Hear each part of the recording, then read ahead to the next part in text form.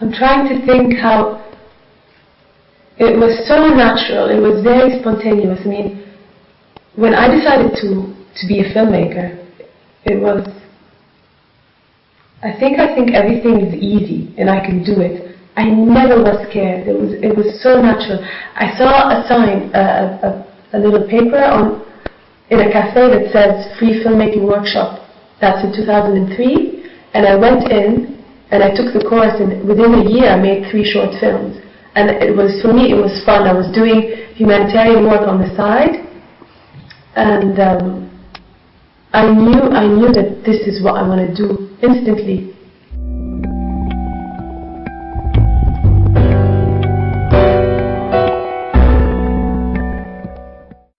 The reactions of my family and my friends were like, oh, they didn't understand what was happening. All of a sudden my name and my pictures were in some papers and magazines, because it was such a new thing. Before our group, which started in 2003, before that there were hardly any young filmmakers that are making independent shorts or anything. And so we were quite hip at the time, media-wise. And I think that without that attention from the media, nobody would have taken me seriously. Nobody. I'm interested in that grey area that we take for granted. For example, speaking Arabizi in Amman, it's very acceptable and people do it so easily. And I'm interested in questioning the most daily routine things. Things that inspire me are the simplest things. I'm not inspired by a grand show or by this amazing, musical piece. I'm more inspired by, like, the reflection of this tree on this table, or like one word that someone said many years ago. Yeah, that's what's amazing about inspiration. You never know when it's going to come, and when it does, you can't explain why it's so inspiring. And you just surrender to it because it's so beautiful. And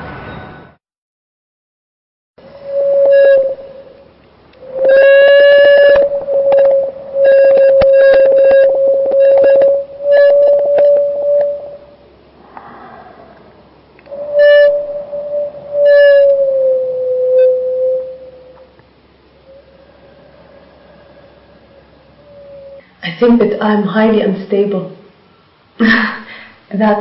That's why I make films, is that I really need to get them out. Like I have a lot of tension inside, and a lot of it is good tension. It's not negative, and I'm not disturbed, and my films are very light.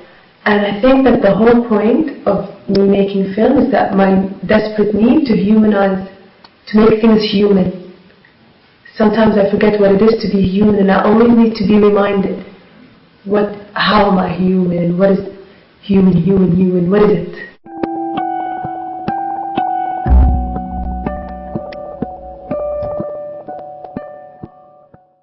One thing I really don't like about filmmaking is when I start looking at people, so I go and find characters for my film, and then everything they say becomes a potential line in the film.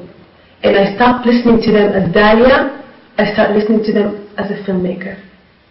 And I really feel like a businessman when I do that. And I really don't like that, but I think it's a natural thing, and I'm not gonna, I think most filmmakers have to go through that. And it's a cheap price to pay.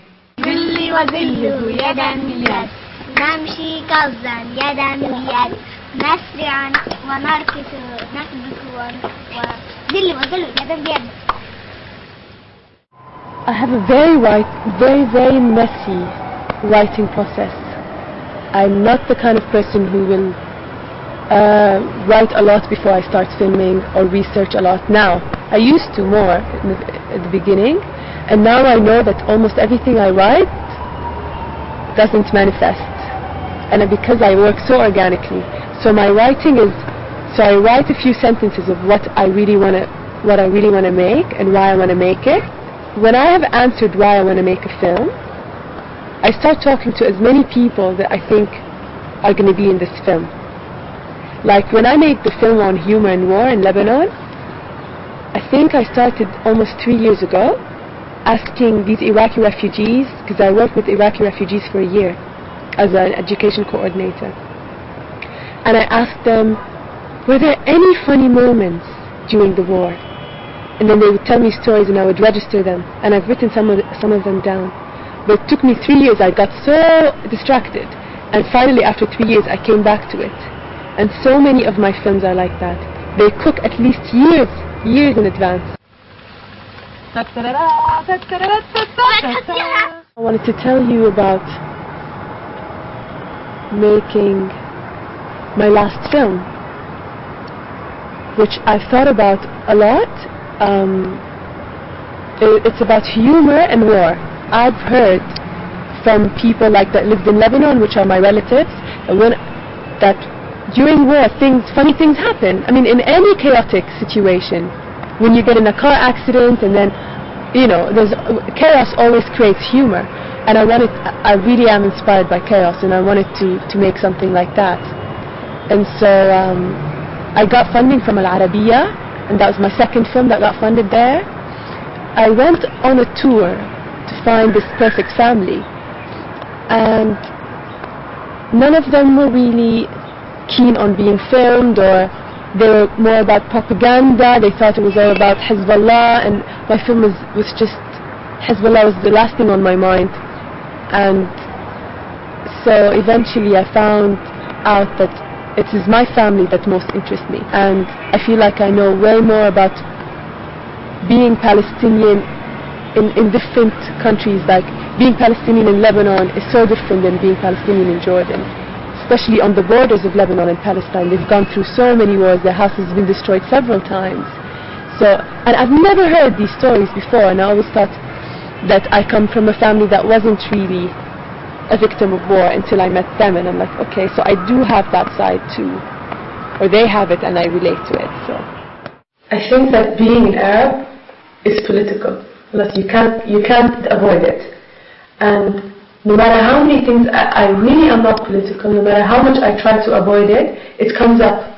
And so I don't try to fight it. I just, include it in my films in whatever way it needs to be, without emphasizing on it. In fact, I really try to put it in the background. And so it is a political tool, but not for me, filmmaking. In a way, it's a depoliticizing tool for me. It's the opposite. It's me trying to say that we're not as political as you think we are. If I'm in the West, and they ask me where I'm from, I always say I'm Palestinian, from Jordan. The first thing they say is cool. And I'll say, what do you mean by cool? What's so cool about it? I say, it's just cool, we've never met anyone from there.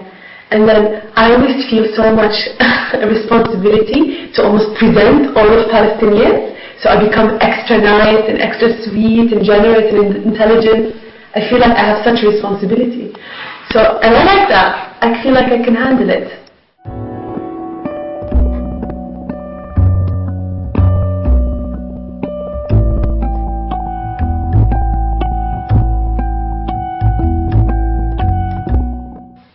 I've never been a man, so I think that the men that I'm attracted to, their films, men filmmakers that I'm attracted to, are very feminine in their ways of doing things. And so I think maybe if I was a man, I would make similar films like I am doing right now. I can't answer this question, if I was a woman or a man. It doesn't impact me as a woman. Truth has to be said, it's harder to be a woman in the Middle East than being a man. I think that difficulty, that feeling like a second-class citizen, is very motivating for me. It's good because it keeps me going. I think a little bit of injustice, if you're smart, can turn out to be a great tool. And so I've used that feeling, and the films that I make, I always try to choose women in my films. If I have a choice, it's always a woman. I think we need more. On TV, if you flick the channels on TV,